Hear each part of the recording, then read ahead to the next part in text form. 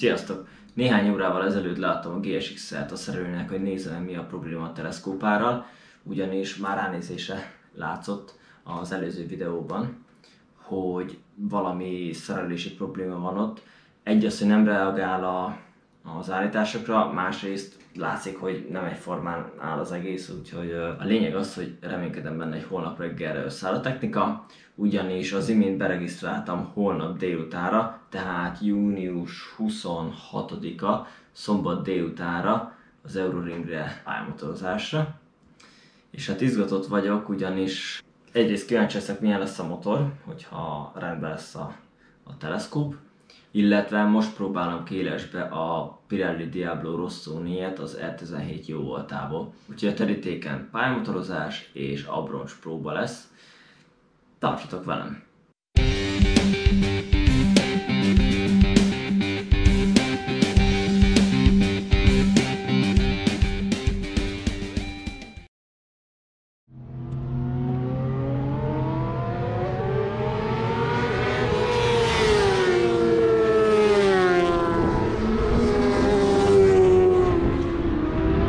Vagyunk, teljesen jó. Nagyon kemény nyitott rendszerekkel jönnek a román srácok. Ráadásul a motorok, hát hogy megbolondulnék ennyire hangos motorra, de így is durrog a jobb fülem néha. Be kell raknom a füldugót, pedig az én motorom nem túl hangos. Jó, hát egy ilyen messziről eljönnek Romániába, srácok. Interneten összeismerkedtem pár sráccal, meg is beszéltük, hogy találkozunk. Ugyanolyan GSX 750 K4 van mindkettőknek, mint nekem. Az egyikben több mint 100 000 kilométer van, arról írok egy cikket a hegylakókon, arról a linket majd lent megtaláljátok.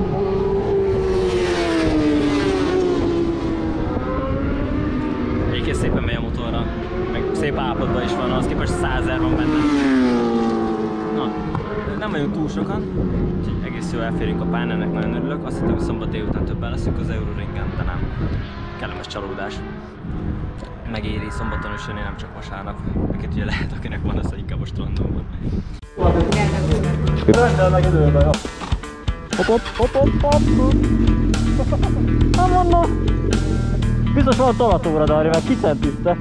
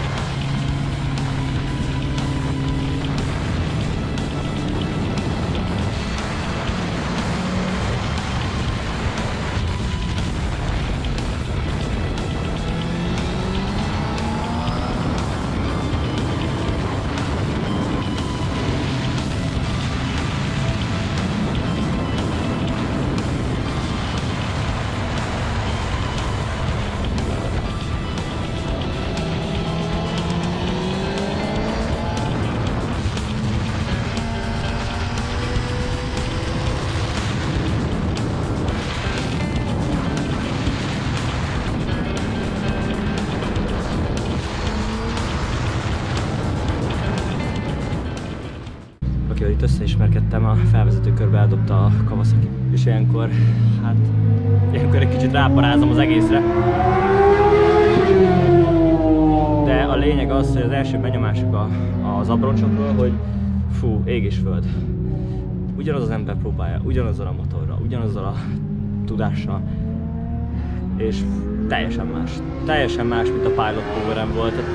Már amikor felraktuk, éreztem, hogy sokkal merevebb, olyan, mintha első érzés olyan volt, mintha túl lett volna fújva az abroncs. Egyszerűen annyi, hogy erősebb az oldalfala, jobb a tartása.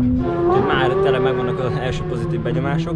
Meglátjuk, hogyha egy kicsit én is lenyugszok és finomabban motorozom majd, akkor mégis mit tudok vele menni érzésre. Meglátjuk, hogy majd körítőt mérek-e. Minden esetre tényleg nagyon jók az első benyomások. Mentem 2 óvatos kört, utána már teljesen jól irányíthatónak éreztem a motort. Ugye ilyenkor engedek a guminyomásból, és első körökben azt érezni, hogy ugye fordulni akar a kormány a kezedből, és ahogy kezemből, és ahogy melegszik, ugye úgy lesz egyre irányíthatóbb. Nem megyek föl utcai nyomással, mert félek, hogy felmelegszik, akkor túl nagy lesz benne a nyomás, és egyszer csak hirtelen elmegy. Ezt azért nem szeretném megjátszani, mert az kéne menni valahogy a drágaságommal. A minap meg lett csinálva, szét lett szedve teljesen a teleszkóp, kiderült, hogy rosszul volt összerakva, most már nagyon jó, tényleg reagál az állításokra. Még kicsit állítani kell rajta, én megpróbálok, tehát ez ilyen sötétben tapogatózás kicsit. De elviszem Dávid Püstihez, ő profi ebben, ugye ő a KTM-nél is állítja a futóműveket kint Ausztriában, és majd ő beállítja profin.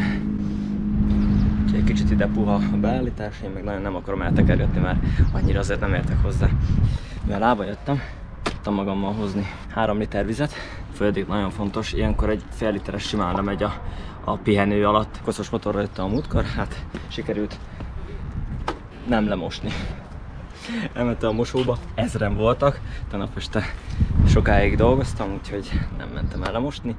Megpróbáltam ma, mikor visszahoztam a motort a szerelőtől, majd legközelebb megígérem, és remélem be tudom tartani, hogy tiszta motorral jövök majd.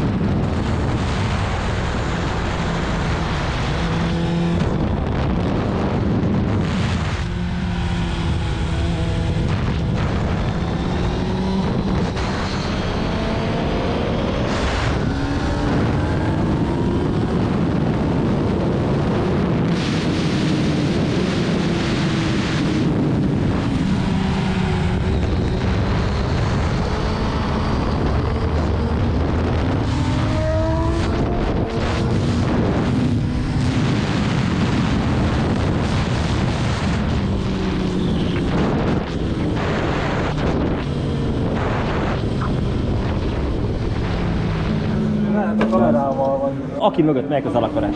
Tényleg a kamerával lesz a baj.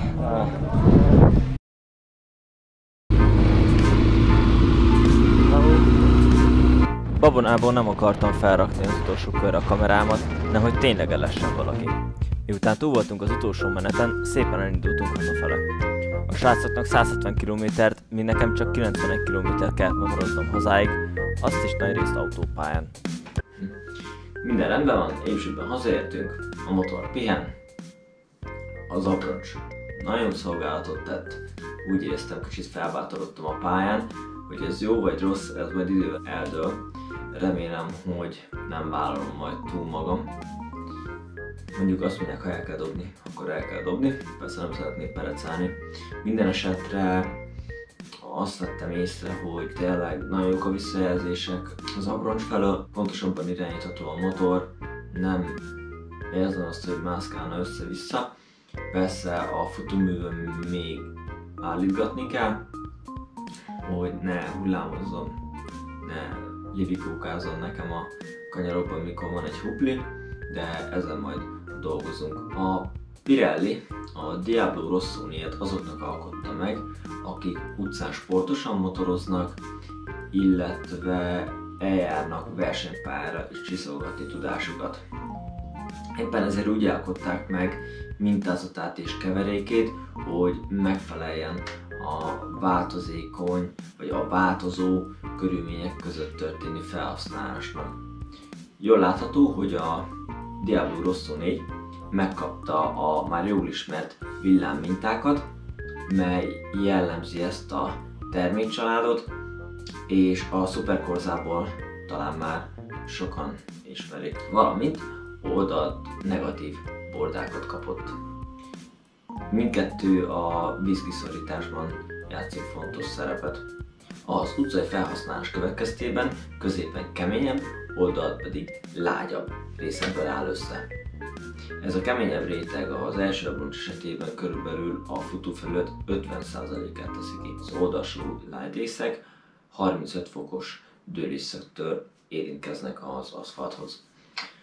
A hátsó gumi esetében 190/50 ZR17-ig két komponensről beszélünk, míg 190/55 ZR17-től már 3 komponensről, ugyanis itt már az oldalsó várrészekhez hozzáadták a korom keveréket is.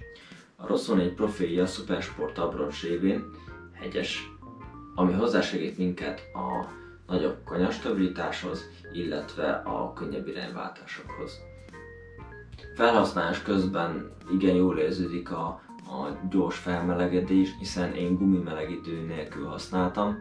Egy-két kör után már tökéletesen irányítható volt, éreztem, hogy nem csavarodik a kormány a kezemben, hiszen én engedek a nyomásból, mint ahogy azt a legtöbben teszik, mikor fölmennek pályamotorozni, és ahogy bemelegszik, ugye annál könnyebben irányíthatóvá válik a motor, és nem tekeredik a kormány.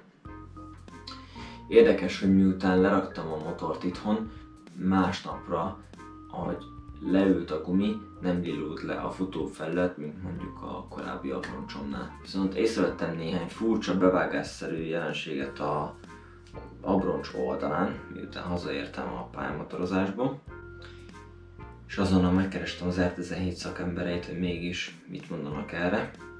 Egyszerűen arról van szó, hogy a futófelület nem egy egységből áll, amit végtelenítenek, hanem keskeny sávokat tekercselnek fel a karkaszra, így viszik fel a különböző keverékeket, és tulajdonképpen a futófelület kopó részét ilyen keskeny gumicsíkokból építi fel a robot. És ugyebár a vulkanizálás során válik egy egységig az egész. Ezek a csíkok nagy hőterhelés hatására sokszor kirajzolódnak ilyen sávszerűen, és ez teljesen üzemszerű, nem okoz gondot. Úgyhogy megnyugodtam, hajthatom tovább az abroncsot, nem kell attól félni, hogy leválnak onnan darabok. A pályamotorozás nagyon jó volt, nagyon élveztem, nagyon jó felsrácokkal ismerkedtem meg, érdekes szituációk történtek, ugyebár valamint az abroncs megdobta az egésznek a feelingjét, egy magasabb szintre helyezte. Nagyon várom, hogy menjek legközelebb, ha minden igaz, akkor nem a mostani hétvégén, hanem a következő hétvégén ismét kint leszek az Euroringen. Nagyon remélem, hogy összejön, addig állítom még a futóművön, és megpróbálunk gyorsulni. Hát meglátjuk, hogy sikerül-e. Amennyiben valaki használja ezt az abroncsot, írja meg a véleményét, mert nagyon érdekel, hogy mit tapasztal, esetleg mennyit tud elfutni a videóba. Már elfáradtam. Tehát az abroncsa. Ha tetszett nektek ez a videó, akkor lájkoljátok, iratkozzatok fel a csatornára, esetleg osszátok meg a közösségi médiában a videót, nagyon megköszönöm. A komment szekcióban hagyjatok nyugodtan építő jellegű kritikákat, olyan segítség, beszélgessünk.